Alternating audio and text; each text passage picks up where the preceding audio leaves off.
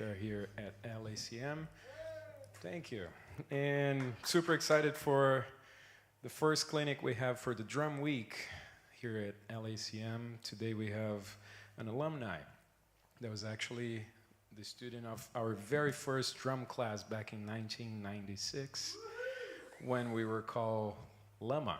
Lama, good old days, right? Yes, tell you what. Los Angeles Music Academy. So, without further ado, I would like to introduce to you a great drummer, great educator. He's going to talk about, among many other things, his book that it's going to be showing here in the projector. We missed the rehearsal, sorry. We're getting there. But the master class is called 5 Habits of a Musical Drummer. And I had the chance to not only read the book, talk to him about it, and it's great for not only drummers, but all musicians.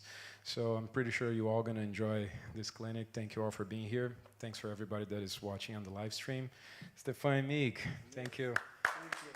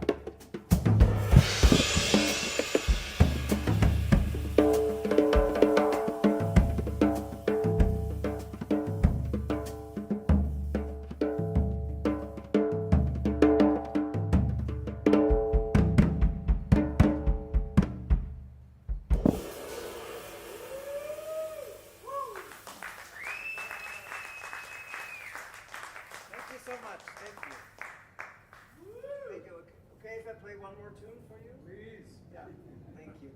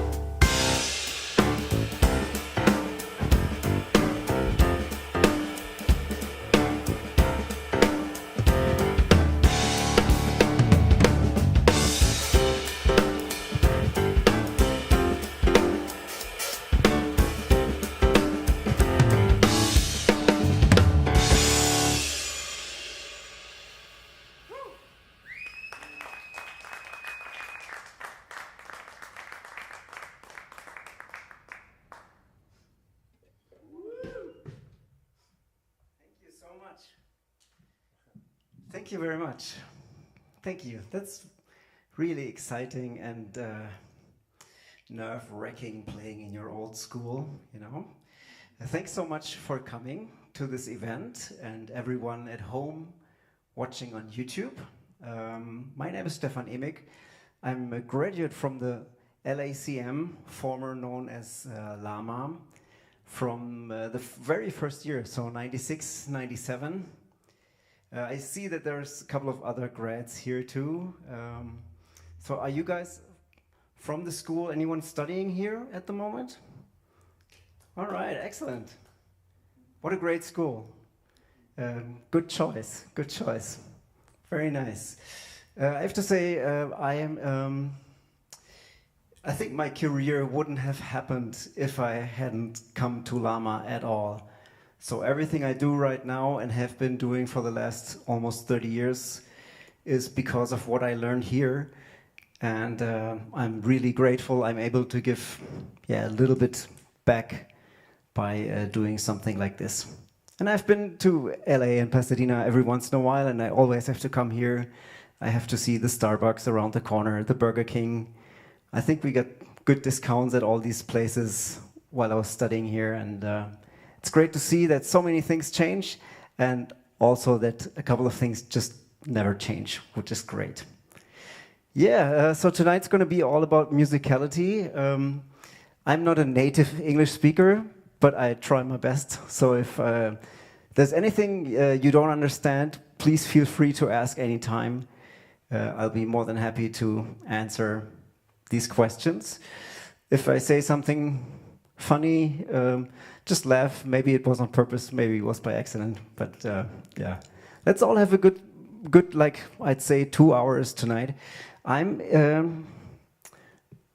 I like to consider myself some kind of hybrid drummer, which means that I combine different things like drums, percussion, and some electronics as well. So I'm into electronics, and I just an hour ago downloaded an app where I can remote control PowerPoint with. So let's see if that still works.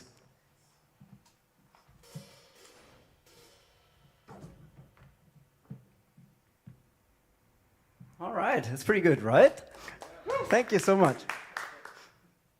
Okay, I'm not going to say the name, but afterwards you can ask me the name. I don't want, advertise anything. All right, so this is probably how the whole evening is going to be like. I would like to talk a little bit about my motivations, why I did any kind of research and why I published a book about musicality. I want to talk about the term musicality as well, and my conclusions, which is the 5 Habits of a Musical Drummer, which is the title of my book, and show you some, example ideas and exercises. And I want you to be part of this whole thing too. And if it's cool with you, I know I was always the guy sitting in the back, but since these lights are here, I can hardly see you. If you don't mind, I know if you have to go to the toilet and everything.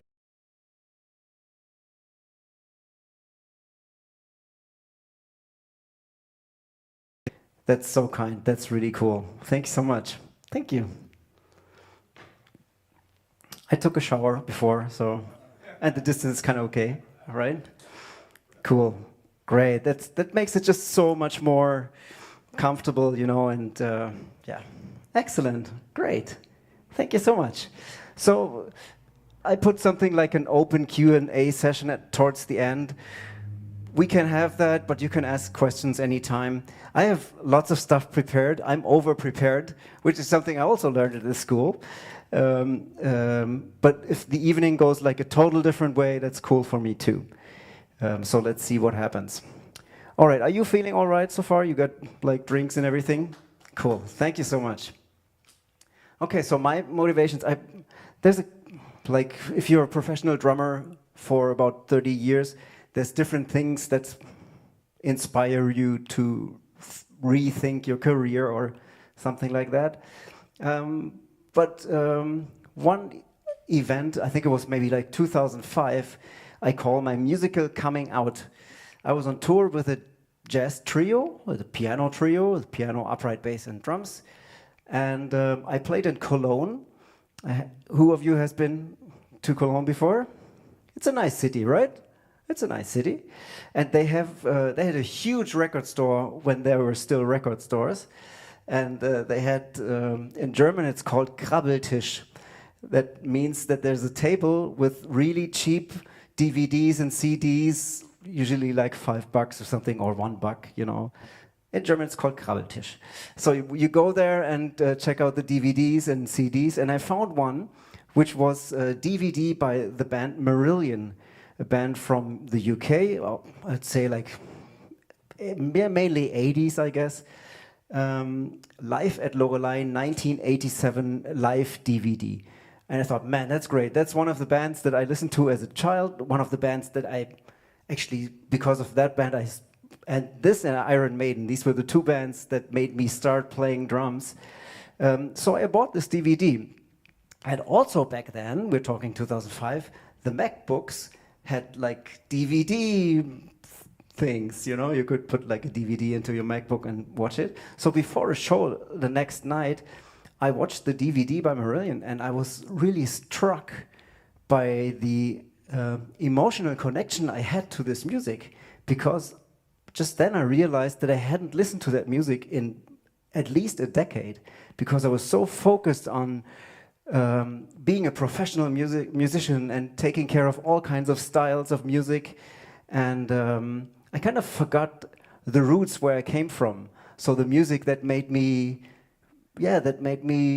be interested in music at all, and you know, to find my love, you know, that keeps the inner flame burning, that like when things go bad during your career, you kind of always have this flame that keeps burning, that keeps you through the, we call it like valleys maybe in your career.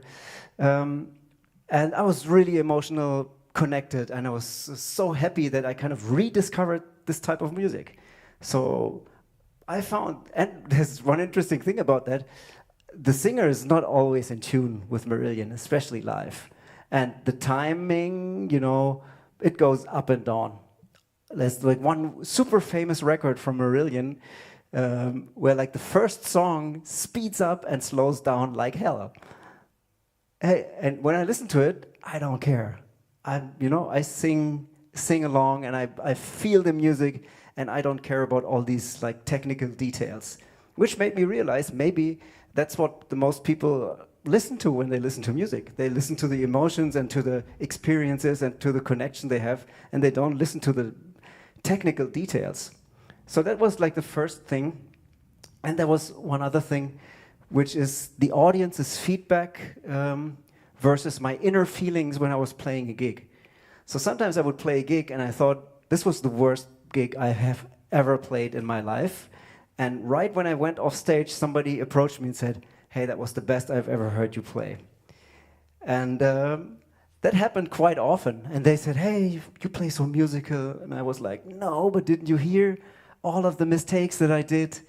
And so these events, because it can be really, how can you say it? It kind of it makes you rethink your own perception of how you play. If someone else likes it and you don't like it, there must be a reason why they like it. And I had to find out. I had to find out why I sometimes touch the audience with the way I play, but didn't touch myself. I played and I was like stuck on the mistakes that I made, and I was distracted by so many things that I couldn't really immerse in the music. So these two things I would call like my main reasons for checking out the so-called musicality. So a good friend of mine, unfortunately Till is not here tonight. Till is also a former student from LACM, and he teaches here too. So Till Richter, we say hi. His dad is a business coach, and I talked to him. I'm friends with his dad, and he told me a lot of business coaches write books just by interviewing the top 10 business coaches and writing down what they say and publish it as their own book. And I thought that would be a great start for a drumming book. I'll just interview the drummers that I really like to see what they think about the term musicality. And that ended up being one of the best things I've ever done, was having a reason to, get in touch with great drummers. Some of them were friends before, some of them I had never spoken to before, and I had just a great chance to talk to them. And the first guy that I called, I have known him many years, is a German drummer called Benny Grib. I think the drumming community is well aware of what he does. And kind of the first thing he said, musicality is always context dependent. Benny has a great way of, saying things very poetically here and there. So, and then he gave me a great example, like if Dave Lombardo, like the drummer from Slayer, would play with the Jeff Hamilton trio, and Jeff Hamilton would play with Slayer. You would have two very different types of drummers playing in musical settings that you usually wouldn't see them. And you probably, if you play with a jazz trio, you need other sorts of skills or playing skills than if you play with a metal group. So I thought that was very smart that he said. So there's a question that comes after that, like, is there, what is musicality? And is there any chance that I can find, can I define it? And can I find like techniques, so to say, to practice musicality, no matter what style of music I am into or you are into? So let's find out if that works at all. Well, today I was just putting together this thing here. So if I want to find something, the first thing I do is I go on the internet and check Wikipedia. So, and just today I realized that's not the way anymore, right? You go to ChatGPT and ask, what is musicality? I haven't done that. I will do that tomorrow. So this is what musicality, that's like the German text. And this is also the biggest mistake if you do in PowerPoint, like putting a lot of text in there. And you don't have to read it. Like people at home at YouTube, they just don't see anything. That's okay. And you don't have to read it. But there's one sentence that I really like, which is basically musicality is universally present in every human being. And I think that's pretty good to know, you know, that every one of us has the ability to experience music in a certain way. But there's so many things that are on this page, I will just get rid of that. So this is how I felt myself when I read that stuff. And I thought, but what can I make out of that? What can I make out of the research? So are there any universal parameters that make a drummer musical? And so the first conclusion is the switch from the what to the how I play my instrument. What you play on your instrument kind of defines the style of music you're playing, like the type of groove you play, the sounds that you choose. The patterns pretty much, they define the style. But how you play these things, these are kind of universal, you know, like dynamics, tonality, expression. These are things I found to be very interesting and very universal as well.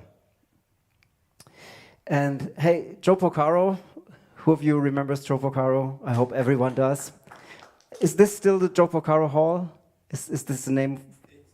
Oh, it's over there. The performance hall is the Joe Porcaro. Man, yeah. What a fantastic drummer he was, and an even more fantastic teacher. I was so glad I had the chance to, you know, study with him and talk to him every once in a while. And he said an interesting sentence that I kind of read over, but when I reread it, I understood the magic of this sentence, because he said, beautiful sounding technique complements the musical part of drumming. Which is great, because it says, you know, musicality and technique go together. So there's not only practicing musicality or only practicing technique. It's both kind of two sides of the same coin. But what I really like is that he said beautiful sounding technique. Because usually when you talk about technique, you're talking about accuracy or speed or things like that. But saying technique can sound good, I thought that was very smart from Joel to say. So, you know, to come to an end with my talking and get you guys involved, this is, the teaching learning concept that I developed called the 5 Habits of a Musical Drummer, which are, the conclusion of my experiences as an active musician for way over 30 years now, my experiences as a teacher, also 30 years now, books, workshops, and lessons that I took, and the research and interviews that I did. So they became this whole book. And the 5 habits that I came up with are inspiration, intention, interaction, improvisation, and inner attitude. How do you say improvisation correctly? Is that right? improvisation. All right, I had a hard time saying that. And I know these are not really habits, right? In Germany, the book is called 5 Ways to More Musicality. So these would be the 5 ways. But the title of the German book and the English book are stolen by one of the books that I really like. Anyone, I don't know if anyone knows the 7 Habits of Highly Effective People. I think that's a book that I found very interesting to read. And so that's my homage to that book, is to call my own book 5 Habits of a Musical Drummer or 5 Wege zu mehr Musikalität, which is the German title of that book. So yeah, let's go right into that. And so inspiration, what do you think is the biggest source of inspiration? What is the first thing that comes to mind when you want to be inspired as a musician? I come down here. Okay, let's see if that works. Does it work? Am I in the dark? It's kind of okay, right? Yeah. So, what do you think? What would be like the first thing if you want to be inspired as a musician? What would you do? Yeah, listening, right? Would we agree on that? I think so too. Like in all my interviews that I did, that was the first answer everyone gave, was listening. And another wonderful former teacher of this school, Mike Shapiro, and if some of you studied with him, I interviewed him for the book, and he answered this: listen, listen, listen, and not only to yourself. And the way he would say it in class would be, listen, listen, listen, and not only to yourself. This is the way he, did we call him the Colonel? I don't know. Something like that, right? But yeah, what a great heart, and probably one of my most influential teachers I've ever had. So, talking about listening, yeah. So these, I would say there are like 2 possibilities or 2 ways in which you can listen to music. One is to, widen your horizons and for deliberate research. Who of you teaches drums or teaches music? I think that's one of the most important things for us as teachers, is to make our students listen to music, especially to music they might not know, or maybe they show us some music, which is also very interesting. I'm close to 50 now, so it's very interesting to see what the students that I have that are like in their 20s, what they're listening to, like in drumming wise, but also the music that keeps their fire burning, what I was talking about. So I think that's very interesting. And as I said, to keep the fire burning, that's also really good. I think, was it Sherman Ferguson, one of the drum teachers we had here, he said that he would listen to a certain style of music in the radio when he went to a gig playing that style of music. And this is what I did a lot, like listening to bebop if I had a jazz gig, listening to Afro-Cuban music if I had to play percussions in a certain setting. But sometimes I would listen to Iron Maiden on my way to a bebop gig, because it's not all about getting the style and the sound right. It's also, getting the excitement to be playing drums that night. So yeah, I think there's nothing better than creating your own creative community. And somehow I have the feeling that that kind of stops when you become a professional, because everyone does their own kind of thing. And I really enjoy, like as a LACM grad, to meet with former students. We just had dinner, like the 4 grads of us, and it is so cool. There's this family that you build just by attending the same school, and this way we inspire each other. So I highly recommend that you get in touch with your fellow students, with your friends, with your family, and create your own creative community, so you can share music, you can learn together too. And this is going to be the first exercise of the night. So it says "and action." I would like you to team up as partners.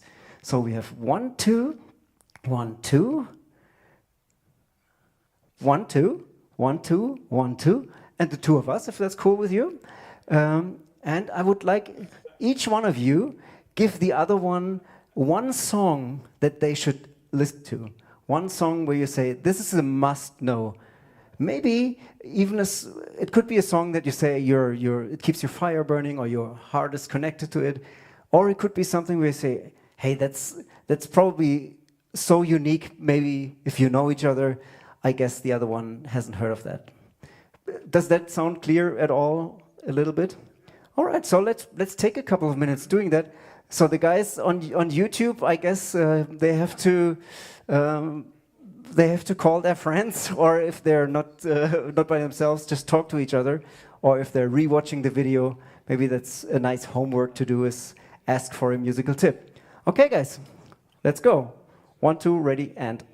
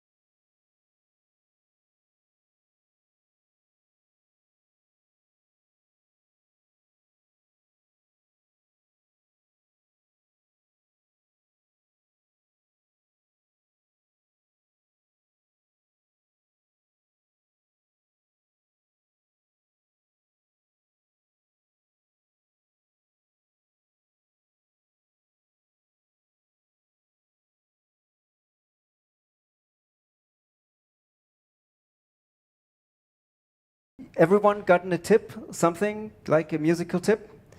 All right, so now comes the really important part. Giving and receiving a tip is really easy, but now going home, not now, but going home and listening to it and trying to find out why did I receive this tip? What makes the song so special, or the artist, or the album, or so to speak? So going into action, that's something that is really important, and that's something, sometimes we are really good in theory and everything, but going to action, that's a different thing. All right, cool, thanks guys. That's so much fun. I could have stayed down there. We could have talked, Jonathan and I could have talked for like the next 30 minutes easily. How fantastic is that, you know, like talking about music, it's just great. And it inspires me to, you know, find out about new different types of music all the time. We are sharing an apartment right now, and and it's just great because you know like a lot of music that I don't know, and my to listen to list grows bigger and bigger every day. Cool. So, hey, I'd say we should continue. I only give you like small examples from each habit. If you are interested in it, there's an ebook out. It came out last week. There's a printed version too if you're interested, but ebooks seems to be the easier way nowadays, where you can find out about that stuff in more detail. But there's two things that I like, two quotes. There's a couple of quotes in the book. There's two quotes I'd like to talk about in the Habit 1 inspiration. And one is by Chick Corea. He said, "That's what I did with Bud Powell's music. I tried to mimic his motion so I get the flow of his rhythm." And that is something that inspired me to an exercise I call copy and paste. So I think of a certain musician and I copy their attitude. I don't copy their licks or grooves. I copy the way they sit, how they hold the sticks, how their face looks like. And it's really interesting what that makes with your playing. So I think that's a very interesting thing to teach as well. Because sometimes with students, or if you're a young player, it's not easy to envision or visualize how you want to sound or how you want to play, but you can easily visualize how someone else sounds. Like if you have a favorite drummer, you know exactly how he sounds. So if you imagine you would be that drummer, you're more likely to sound like that drummer too. And the final goal of that would be you have all these different musicians, and you find out how you want to sound, knowing all these different sources of inspiration. I wanted to share that with you because I think that's a really cool thing Chick Corea said. And one of my favorite drummers of all time, his name is Billy Martin. He played with Medeski, Martin and Wood, and so many other artists. And like talking about inspiration, he said, an extension of a drummer's style is how they tune their drums or what sounds they choose around them. And I think that's really great, you know, to not only own a drum kit and use the same thing all the time, but to reset up the drums and, I don't know, raising up the chair and then putting it really low and tuning it high, tuning it low, and make that a habit, you know, to try to find out new ways of getting interesting sounds out of your instrument. Because sometimes we're stuck, to me, like in a studio, that would be, if I don't know what to play, or if the producer says, hey, yes, that's pretty nice, but maybe can you come up with something more creative? I think the first thing I would change would be the sound or the setup of my instrument. Before I would even start switching my pattern, I would, you know, have a different snare drum sound, other cymbals maybe, and that really inspires me to play differently too. So I think that's kind of an easy way to advance as a musician, just by rearranging your instrument. How cool is that drummers can do that? You can talk to a piano player about that. So yeah, like the white keys over here and the black keys over there, that won't work, I guess. Okay, so the habit number 2 would be intention. So maybe the habit would be discovering the attention of what I do. And if I want to find out about attention, the question that I would have to ask is, why do I do something? What's my intention in doing this? So the intention I can find out by asking why. And when it comes to music, I have found 2 whys that really help me understanding a little bit more about my instrument and my personality as a musician. Hi, welcome. So the first one would be a musical intention. So why do I play what I play in the music? And that is really style dependent, right? Why do I play shuffled? Why do I play with low dynamics? Why do I choose brushes? Why do I choose sticks? Why do I play a lot of notes? Why do I play few notes? These are things that are really interesting to think about. You introduced me, sorry, I have to talk to you again. You introduced me to Jay Balrog's playing, and that is really interesting to see how he chooses what to play in a certain musical setting. That's super inspiring. And it's not about the pattern at all. It's about the concept of sound and dynamics, which is really cool. And but this really depends on the music that you're playing at that moment. And there's another really strong question when it comes to the term why, and that is, why do I play music? Why do I choose to go through all that struggle to be better at my art? And that's an interesting question, I think, and not so easy to answer like in one word. You know, the other one is the music kind of dictates or gives you a hint, but this seems to be really deep. And this is going to be the second assignment for tonight. And but what I want you to do is I want you to be very analog with this one. I got a couple of pieces of paper here, and I would like you to take a couple of minutes just by yourself. Maybe, Jonathan, could you pass that around? That would be wonderful. Thank you. I have a couple of pencils here. I know that having a pencil with you is so 1900s, right? So I don't know if you have a pencil. I have a couple of them here. You could also use your phone, but what I would really like to have, like at the end of this thing, is I would like you to have that piece of paper with the stuff written on it. So if you want to start typing it in your phone, that's totally cool. But at the end, please transfer it to the piece of paper, and maybe that works with the different pencils. Is that working for you guys? Cool. Hey, I would, like the guys on YouTube at home, that's a perfect assignment for you as well, you know, to do it by yourself. I would also give you a couple of minutes, if that's fine. So the question is, why do I play my instrument? Why does it mean so much to me that I go through all this struggle? I think you get the idea, okay? And the answer, there's like no correct answer. And we will not read it to anyone else. So this piece of paper will be just for you. You know, it's not about what anyone else thinks. It's just about what you feel today in this moment. And the answer could differ tomorrow, but just for today. Okay? Good. You got a couple of minutes. Is everyone okay with that assignment? Do you understand what I want from you? All right. Okay. Cool. So I'll play a little bit while you think about that stuff. All right. Thanks. 1, 2, ready, and.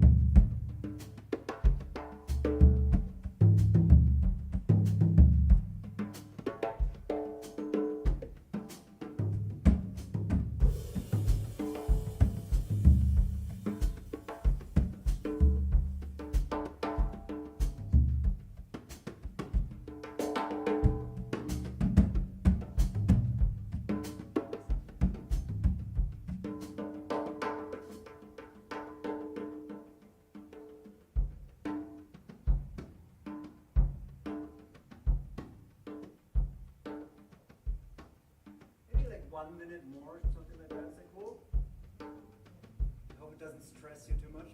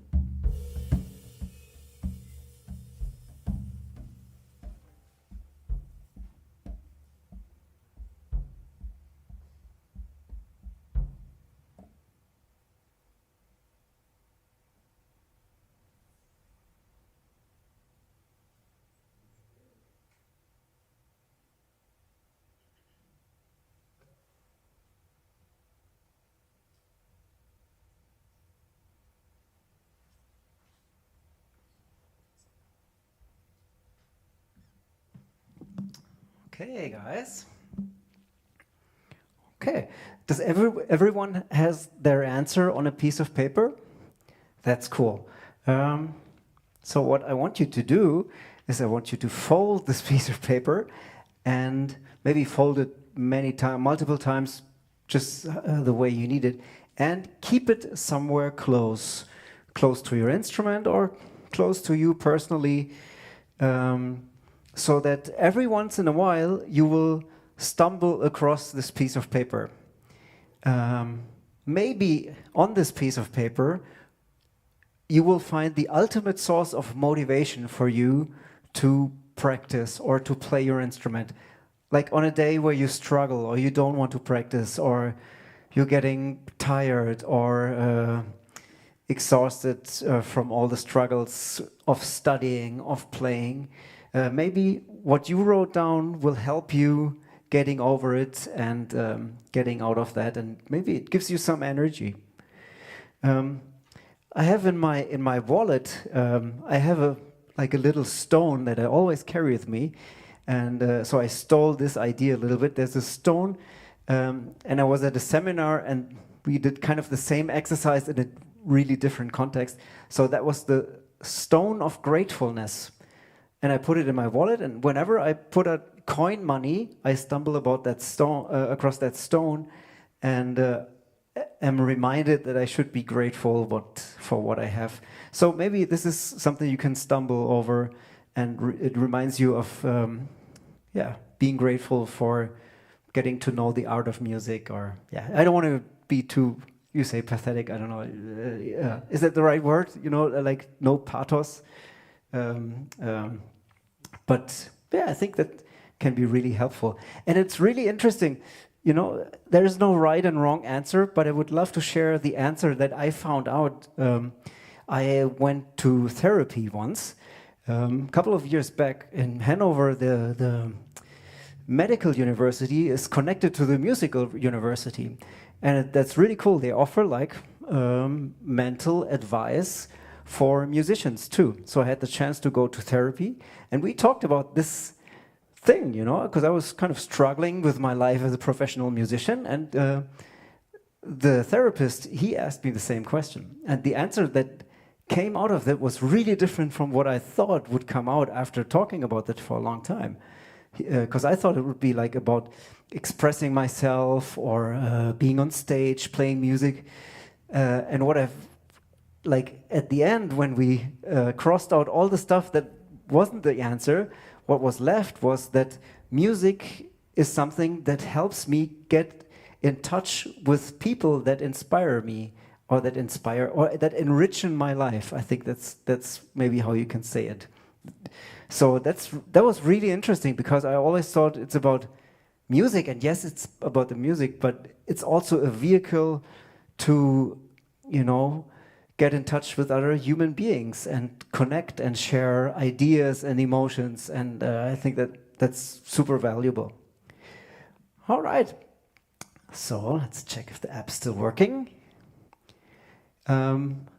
So here come 2 habits that I would like to combine, and these 5 habits that I use, they are in not any like hierarchy or what's the right word? Order. There's like no specific order. Every one of these they are equally valuable. Maybe the inner attitude is kind of the basis for everything, but you can mix and match them. These were like good headlines that I could use to, write down the ideas that I had. But maybe there are more than 5 habits. Maybe there are 6 or 7 habits for a musical drummer. I don't know. So I want to talk about something, and that is also inspired by the wonderful Billy Martin. There's a DVD called Live on Drums, Live with an F. And it's a great DVD about a drummer that considers himself a musician first. And they are talking about improvisation a lot. He also interviews his old teacher, which I think is amazing. And so he says the first thing to do when you sit down on the drums is to play a solo, even if it's just you checking out the tones of the drums.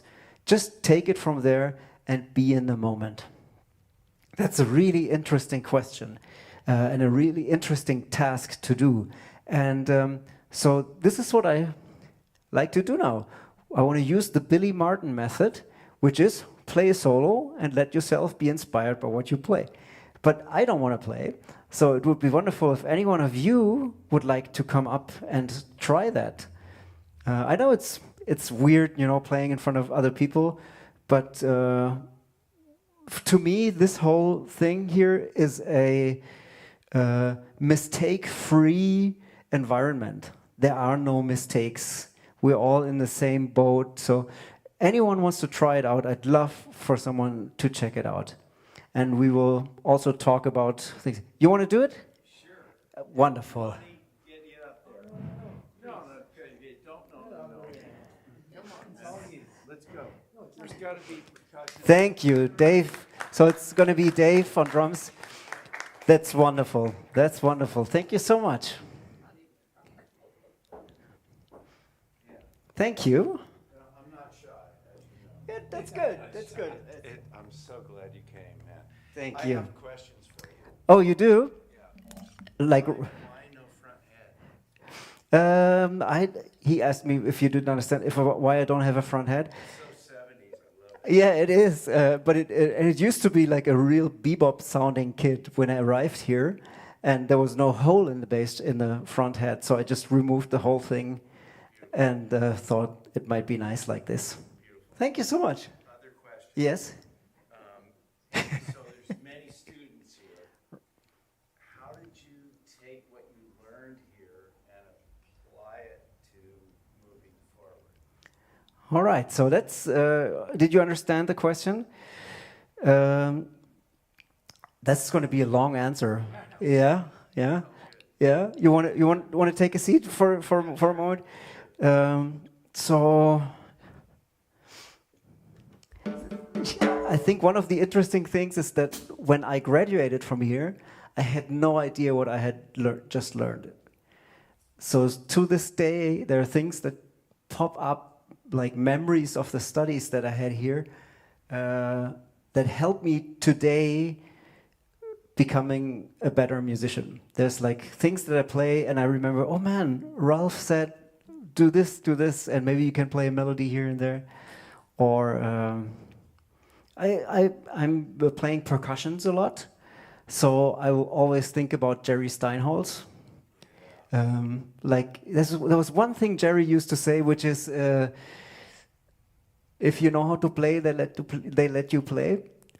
And I think he was referring to like if you're playing Afro-Cuban music and you know how to play, they will let you play with them. I think he kind of meant that. But I think to me it's also, even if you're not a great percussionist, if you find your musical role within the music, you can be a great percussionist without being the master virtuoso conguero, I think. So I think about Jerry Steinholz a lot. And when I was here, I had hair until here. I had Iron Maiden T-shirts. And yeah, there's just so many things that happened here that kind of opened new doors. It's really a lot of things. It's musical stuff. It's also being inspired by amazing teachers. You know, not only the quality of how they played, but how they educated us as young guys from around the world was just wonderful. I owe them everything. My whole career I owe to the school, pretty much. I had teachers before that I really liked, and they made me come here. And yeah, but this school opened up everything. So yeah, I can't thank it enough. It sounds like they pay me for saying that, right? They don't. Why don't they? They should, right? No, it's the truth. It's the truth. I think it's, for me as a 20-year-old German, that was the best thing that could have happened to me. Thank you. All right. So thanks so much. What I would like to do is maybe just taking 1 minute or 2 minutes of a drum solo. Like anything that comes to mind, there's no right or wrong. You can do whatever you like, basically. If I have the feeling that it's getting too long, that can happen. I might give you a sign, but that sign would not mean that you have to stop right away. Okay, maybe I do something like this, like a countdown thing. But it's, you know, it happens because I like giving students the opportunity to improvise and play, and sometimes they just get carried away. And you're more than welcome. I would love to hear you getting carried away. But maybe you can keep it to like a couple of minutes, some basic thing, all right? Thank you so much for volunteering. Give it up, please, for Dave Beyer. Absolutely. Sure. Yes.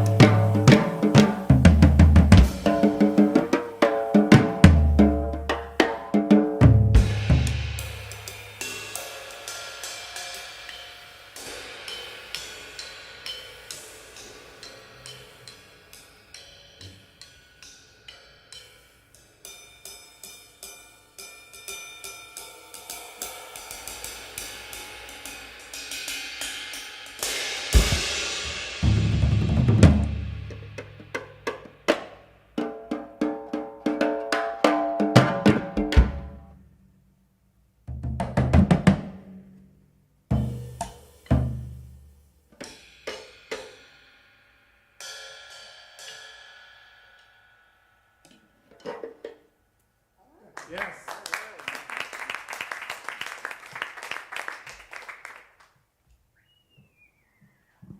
Thank you so much. That was wonderful, right?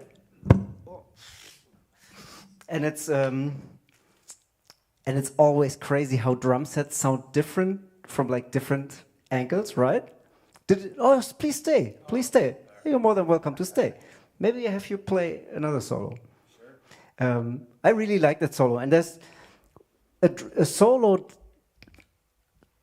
only means that the drummer is playing alone by himself, a musician's playing. So there's no necessity for anything. This could be a drum solo. This could be a drum solo. It's the instrument sounding by itself.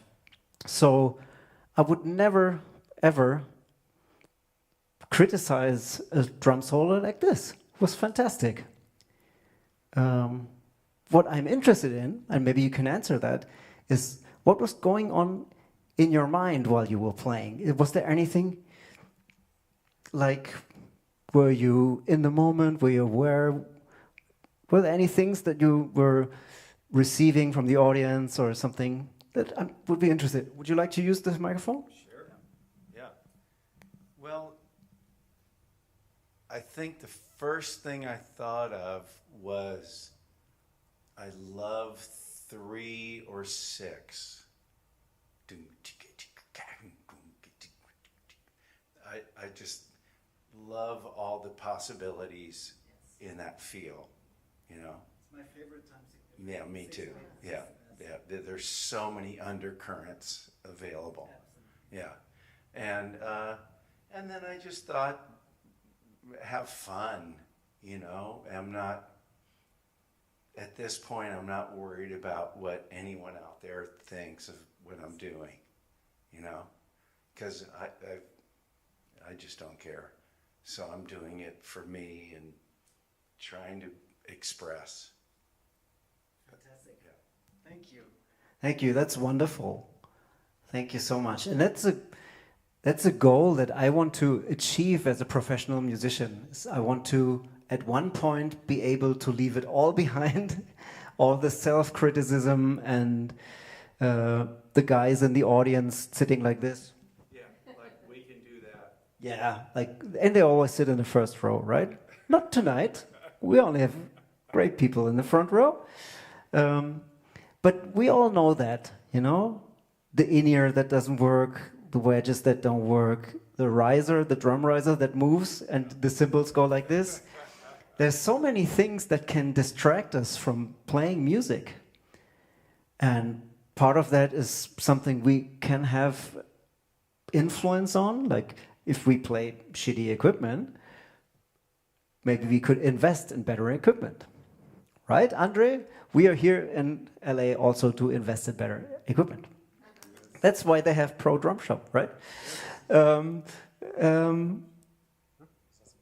What is interesting is how we work with our thoughts that arise when all of these things happen. And that's something I talked about just at the beginning, like the feedback from the audience versus what I was feeling while I was playing. Sometimes I got stuck on mistakes or on the riser that was moving, or that I can't hear someone else, or that I have to do my taxes, or that I have forgot to shop the groceries. And in Germany, it's not like in LA, you know, where you can do your groceries on Sundays. And on Sundays in Germany, everything's closed. So if you don't have food in the fridge on a Sunday, you have to go to McDonald's, I guess. Don't go there.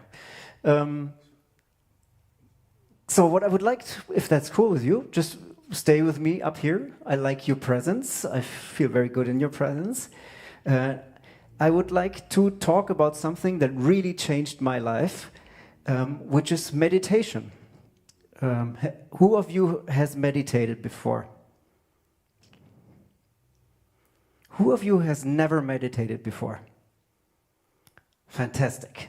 I would like to invite you to a short meditation and then talk to you afterwards why I think meditation can be a great tool to evolve as a musician, and how we can use the tools of meditation to become a better drummer. Okay? Does that sound okay for you? Let me see if I can make it work. Brian, you see me? You hear me? Hey, thanks so much, Brian. I don't remember your name. What's your name again? Kevin. So, Brian and Kevin.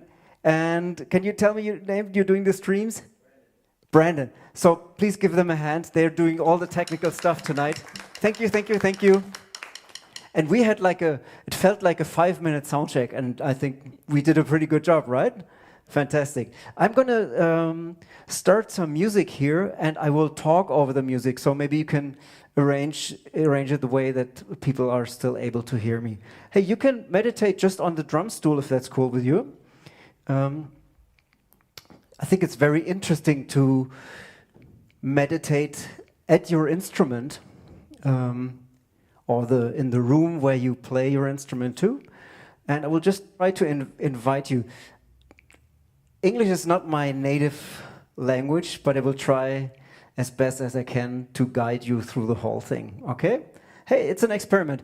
If it doesn't work for you, it's okay. Just enjoy the silence, kind of, okay? So let me see if the music starts.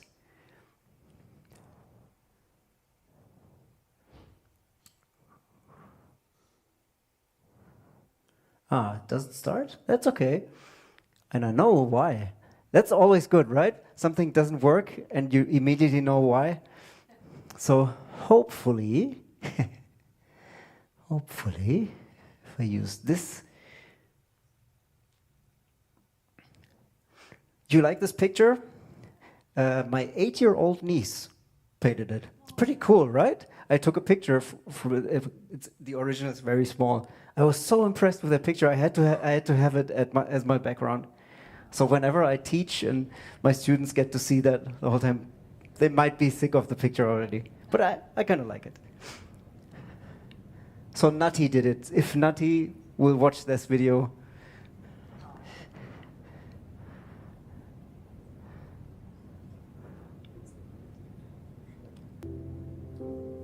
there's some music coming, right?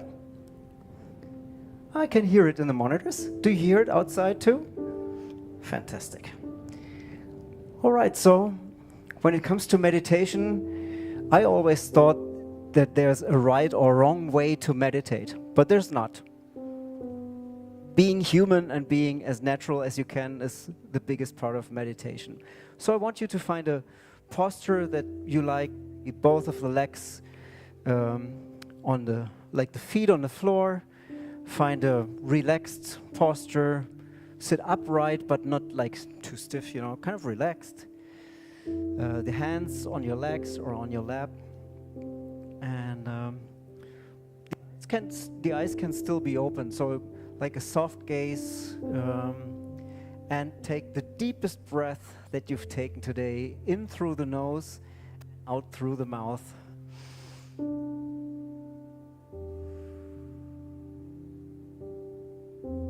And repeat that like 2 or 3 times.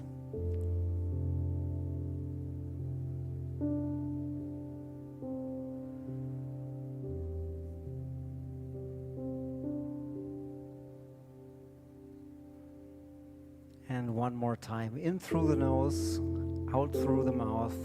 The deepest breath you've taken today. And close your eyes while exhaling. And let your breath return to its natural rhythm. And just enjoy sitting here in silence. You feel the weight of your body pressing down, feet on the floor. You're sitting on a chair. And you kind of start being more aware of your surroundings. Like the different sounds around you, the smells maybe, the temperature in the room. Especially noises, they can be really distracting. So why not use that whenever there's a sound coming from the outside, like a fire engine alarm or a phone that rings. Maybe that helps you relax even more. You're calm,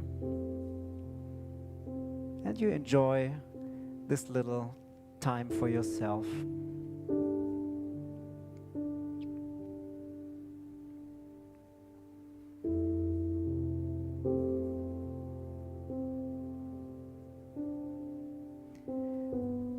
And if thoughts arise, and they will, it's totally natural, and they want to take you on a journey with them, once you realize that these thoughts wanted to carry you away, let them go like small white clouds on a blue sky. Let them disappear on the horizon and come back to yourself here in this room.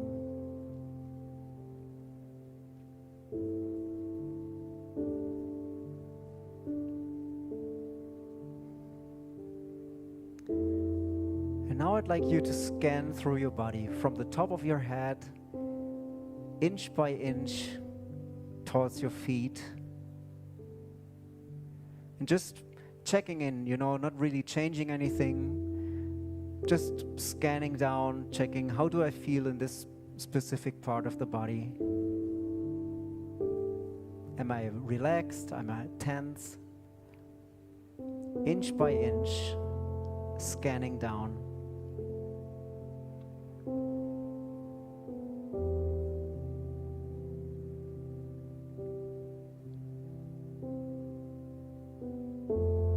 halfway through your body.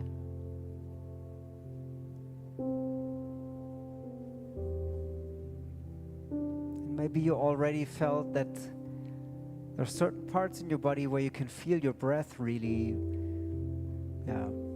really good. Maybe your stomach or your nose, the air flowing in and out. Now, I would like you to focus on your breath, not changing it in any way, just observing it.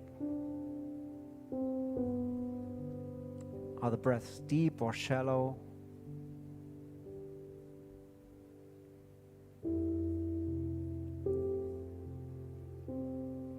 Now I would like you to count the breath. Count 1 when you inhale, count 2 when you exhale, 3 on the inhale, 4 on the exhale, until the count of 10, and then you start from 1.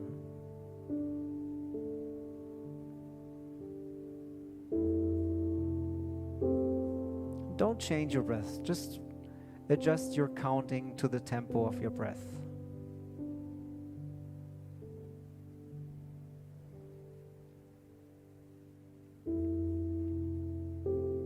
And if thoughts arise and want to take you on a journey with them, that's totally normal. If you realize you've been distracted, just let go of these thoughts. They disappear on the horizon like white clouds on a blue sky. And you come back to counting your breaths. Just continue from the last number that you remember.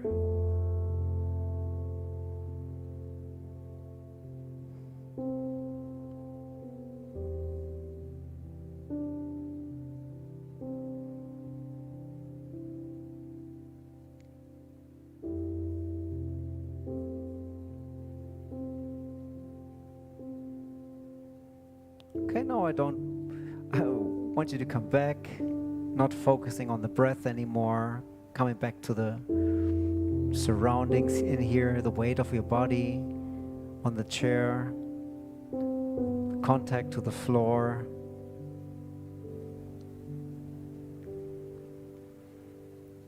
You enjoy the time that you took for yourself.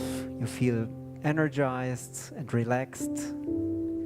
You can start by stretching a little bit, putting a smile to your face, maybe moving a little bit around here and there, then taking it one last deep breath in through the nose and out through the mouth, and open your eyes again.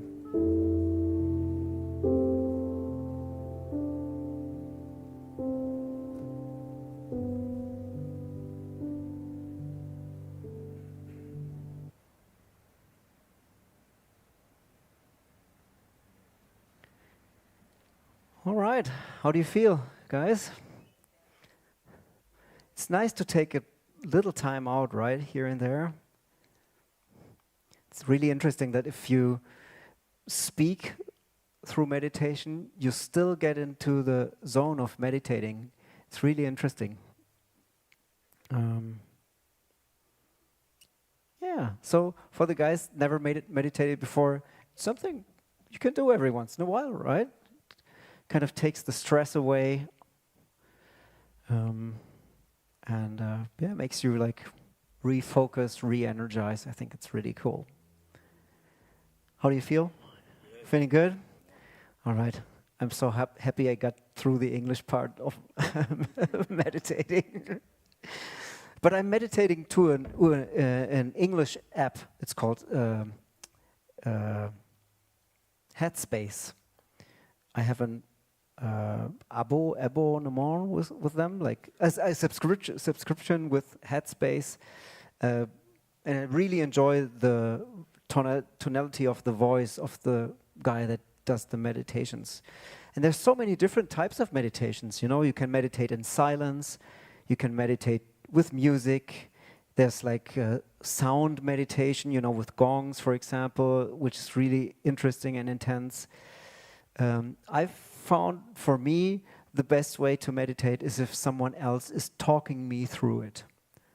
this is just the way that I like to meditate, but it's not for everyone. So maybe you find your own way of doing it. So what I like now is I would like to do the same thing again that we did before, but now we're in a different state of mind, maybe different state of focus. I would like you to play a solo again, and I would like us to use the tools of meditation, like what we were just talking about. So maybe whenever our thoughts go on a journey, we're talking about self-criticism, we're talking about what we intended to play, and we realize that our thoughts are arising, we will let go of these thoughts, and we will be very proud of ourselves that we realized that. Because sometimes, I don't know about you, sometimes you play a mistake like in bar 3 of your first song, and like in song number 4, at the last chorus, you're still thinking about the mistake you did in the first song. Yeah, and we don't want that. But what I do is, since I discovered that for me, I started painting smileys on my snare drum head. Whenever I would catch myself thinking about something else and being able to coming back to being in the moment and playing music, I would paint smileys on my snare drum head, just to remind me that I just stepped a little further into I wanted to say into a larger world. That's not what we do. Like a developed. You know what I wanted to say. Okay, so we're gonna do that. Drum solo, whatever comes up, the first thing you play will be the beginning of your solo. Thank you so much. Dave Beyer again.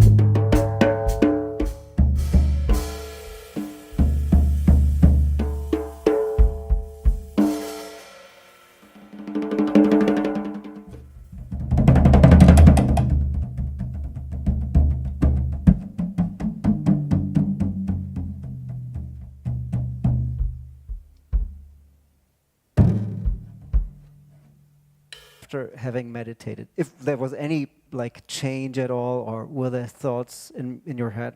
If not, that's okay too. Oh, no, definitely changes, yeah. So hopefully you could hear it, and you could hear it. I don't know, I just felt more free, and like I didn't have to show off or prove anything, you know? And just having a theme that was not, I shouldn't say what it was not. It was inspired by how I felt when we were meditating, just like, you know, more chimey, less drummy. Right. Yeah, kind of it. Thank you. Yeah. Thanks. Did you feel a difference, like in the way Dave played? And once again, I don't want to talk about what you did. I felt more connected to your playing, but that was maybe just me. I was sitting here and I felt like the first notes that you played, I was really sucked in by the sound that you produced. So as a player, you change you change the way you feel when you play drums. But also, me as an audience, it changed the way that I recepted the music too. So thanks so much again for playing these two wonderful solos for us. Thanks. Once again, a hand for Dave Beyer. Thanks, my friend. Thank you. And we can benefit from the ideas of meditation. So it strengthens mindfulness and focus. It enhances imagination, like through visualization, for example. I wrote, if you would buy the book, you would find some meditations that are directed at you as a musician when you play your instrument or just before you play your instrument. So you can improve your performance as a player. Dave just proved that, he felt more connected to the sound that he produced. He could transport the way. And I feel that just this day does not, like the lessons don't work somehow. I feel like I'm not connected to my student. And sometimes it's me as a teacher, but sometimes it's also the student because they have so much stress. Like if I see teenagers or students in their 20s, what they have to cope with like in their everyday life, and also like, for example, through social media, like just the pure stress of what social media can create, the pressure of succeeding, of showing how successful you are, the next post, the next big thing, things like that. And just the pure speed of how things develop, that can be really stressful. So I started meditating with my students as well, just at the beginning of the class, just taking a couple of minutes off, and I would find that the lessons afterwards would be much more productive. If there are any questions at all. If there are none, I have some stuff prepared. But it might be interesting, to exchange some ideas and what you think about the whole thing. Are you doing okay so far? Yeah? All right. Thank you so much. I will just sit here. It's always weird standing on stage. This feels much better. All right. Are there any questions at all?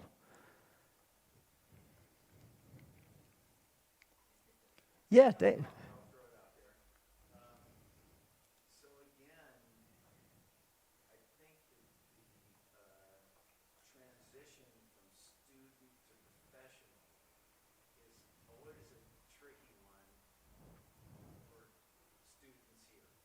Yes. Because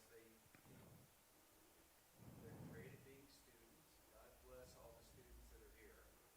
But I think they're always thinking of, okay, how do I make the transition from student to professional and making a living at playing? All right. Speak to that. Absolutely. I will just repeat the question because I know it's on live stream. So you're talking about the transition from being a student to becoming or starting a career as a professional musician. Maybe the struggles that come up, maybe that it is different than what I expected as a student to be like.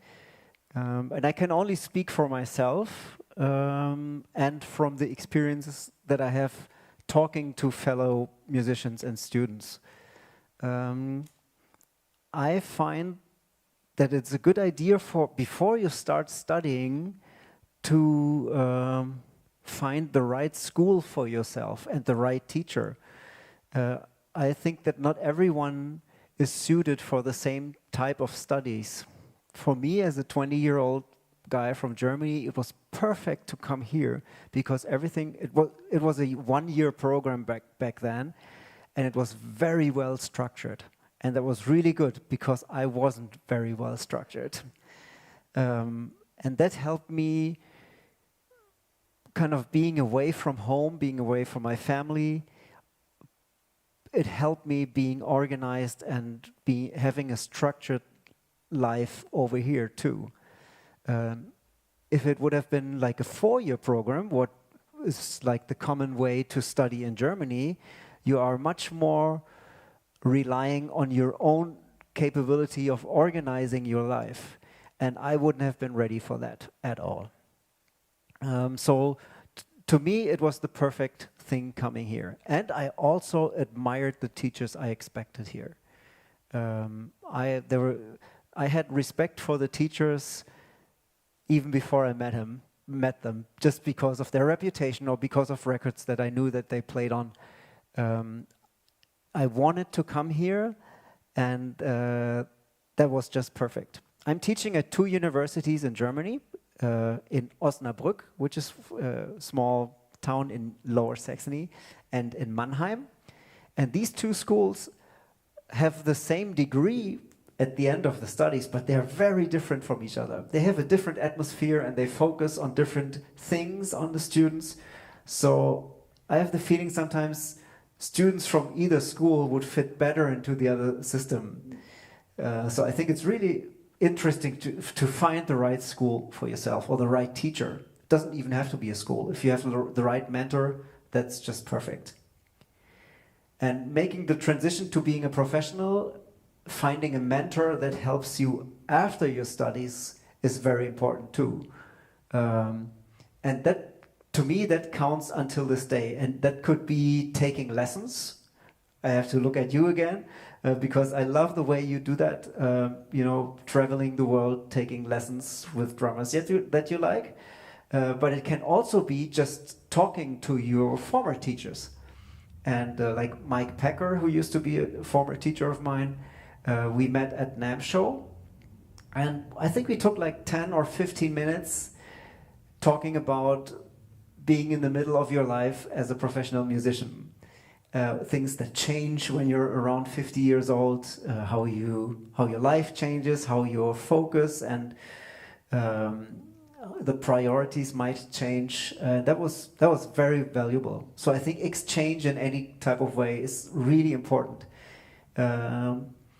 Sometimes I get lost in social media bashing. There's so many great things about social media. I use it too, and it's a great way to connect and to be inspired, but you can also lose focus on yourself. And whenever you use any kind of media, it's always directed in one direction. It's a one-way thing. You are consuming. Like, there's so many great tutorials everywhere for everything and courses you can buy, but having a one-on-one lesson with the same person in one room, that's just pure magic right there, and it's far better than any video that you could watch, because videos don't react to what you do. So coming back to this transition, I think sometimes the social media game can make you focus on or more on yourself than being part of a community. And I think being part of a community, sharing ideas and dreams, is something that helped me going through the beginning of my career, because you don't start earning money right away. You will start on a very low level. Like, I don't know, when you study engineering, you finish your studies, then you get a job, and then you get paid from day one. And with music, that's different, right?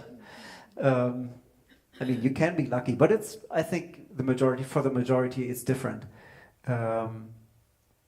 So that helped me a lot, to be surrounded by people that shared the same dream, which to me also meant moving to other cities. I moved from my hometown to Berlin for just a short time, and then to Hanover, where I live right now. And that's also like part of being inspired in a new way too, maybe.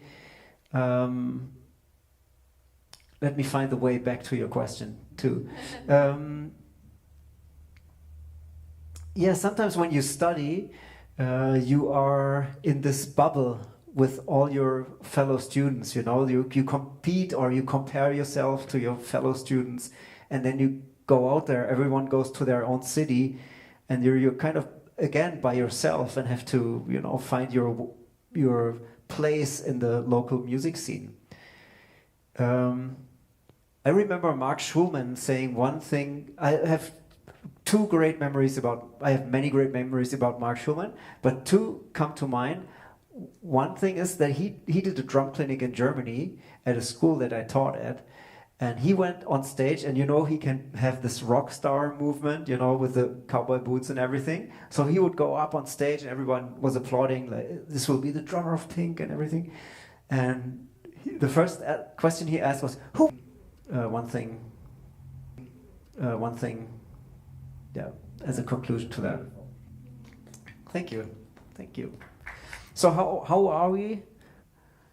Oh, we're still pretty good. So we got 8 minutes. Any more questions, maybe? Yes? Like if you're in the studio and you get a piece of music that's like either really difficult or something you're not familiar with, Yes. what's your best strategy to get through it? Yeah, that's a good question. I have the feeling that this doesn't happen in the studio that much, but more in other situations. Like the first thing that came to mind was theater, because theater music can be super abstract. I have the feeling that maybe that's also because people know what I cannot do. I'm kind of hired for music that is in a certain style or styles of music, so I would never be hired to play traditional Indian music in 1716, and that's just the first bar, right? But what I do sometimes is playing like musical shows or theater shows, and then there you have to play music that is really difficult. But what I try to find, if I have to read it only, I count out in my head as if I was counting out loud. I was really count. Like especially in these settings, sometimes you have really long breaks. I think that's even more complicated than if you have complicated rhythms. You always have some sort of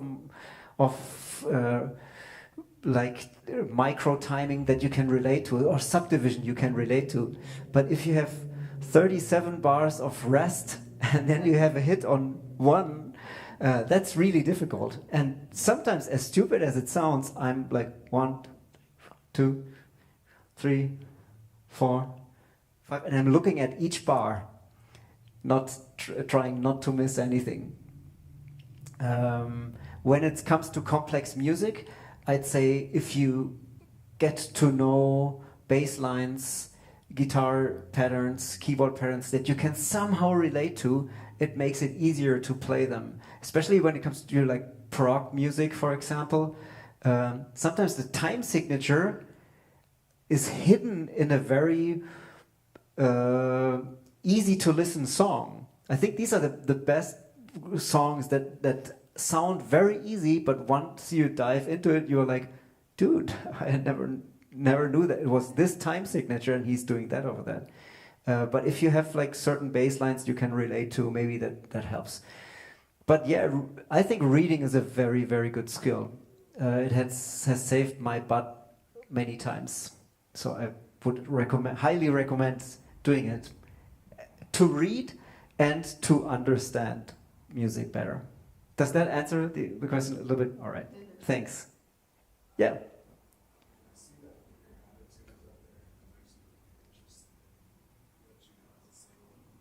Yeah.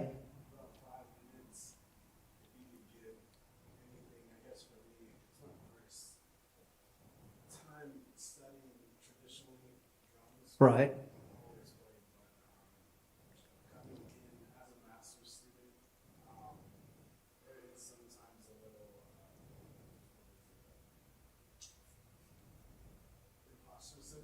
Right. So I'm just trying to figure out how to stay motivated. Yes. I can so relate when you say imposter syndrome. Just me being here talking to you, that's the imposter syndrome in a person right there. It's like, why am I here, not Dave Byer? I can totally relate, and thanks for being that open, because it's not easy to talk about that, right? Because you want to present yourself to other people. The funny thing, though, is that if you have like an eye-to-eye talk with someone, you will always talk about things like that. Like everyone is like, yeah, I'm so strong, and nothing can happen to me. You know, I'm fearless. But in my experience, many fellow musicians that I look up to, once you get a chance to chat on a level like this, they will say, man, I feel exactly the same way. And I feel a tendency that it becomes a more open theme and topic to talk about. So maybe it helps, like as a start, to know that you're not alone with that. Everyone has to deal with these demons, I think.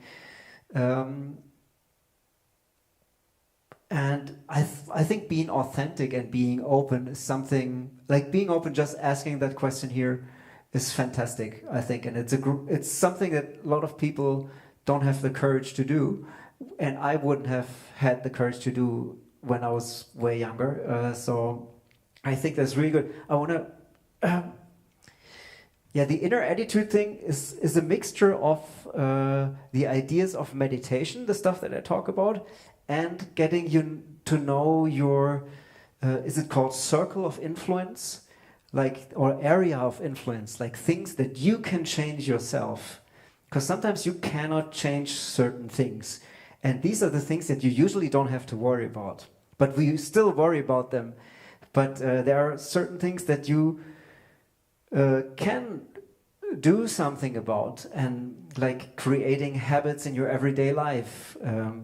And some of them sound very easy, and in German I would call them Kalendersprüche, which is like if you have a calendar and they have like the quote of the day on a calendar. Do you have that too?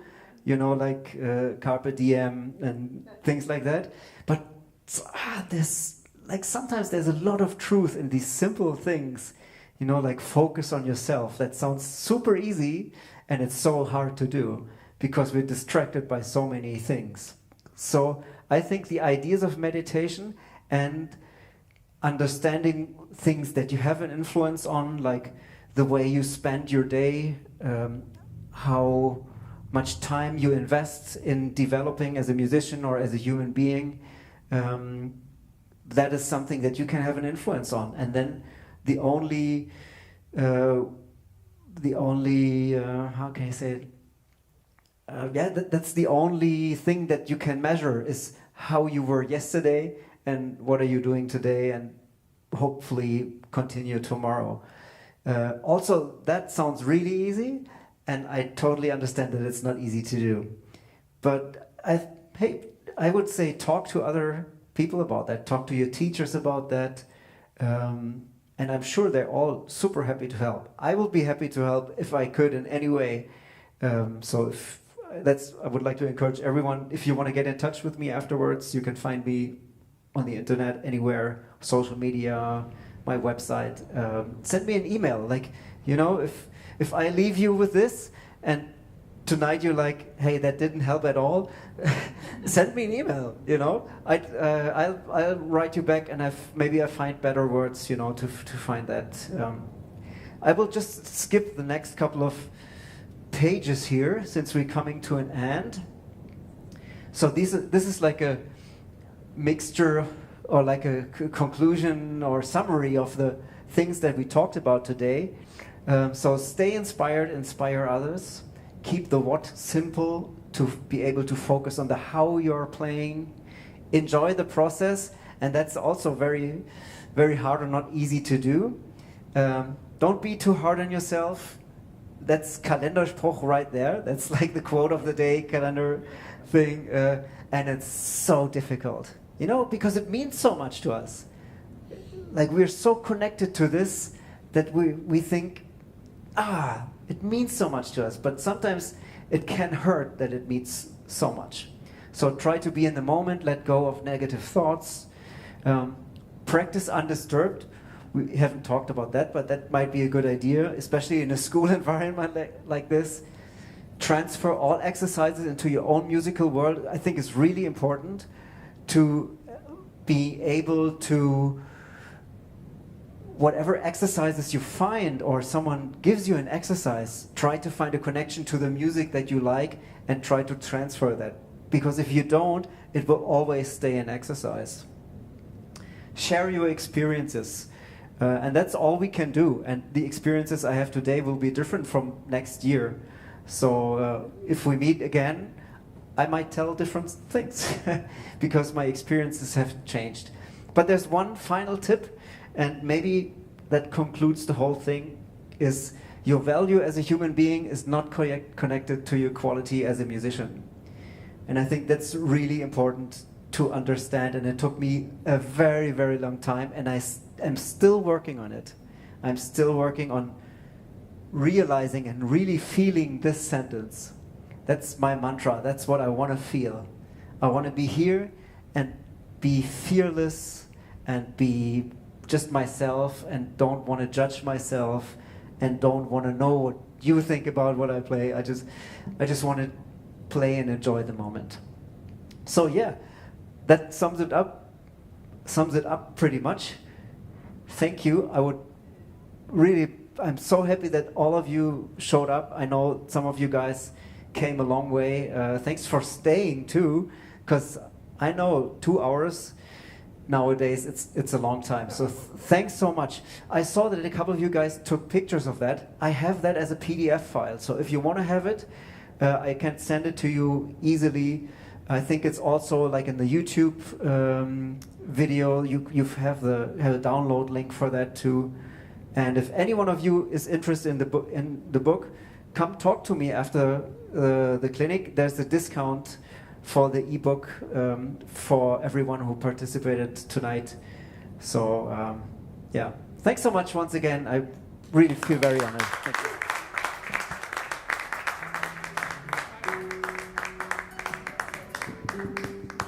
Check 1, 2. All right. How about a hand for Stephan, everyone? Can we do a photo? Can we get some lights and do a photo? Everybody come up and we do a photo and we'll send it to Marcel to post. And again, thank you guys for being here. I know you guys got to be up in the morning and you got to go fight traffic. Dave Beyer, thank you. Stephan, thank you for your graciousness and your humanity.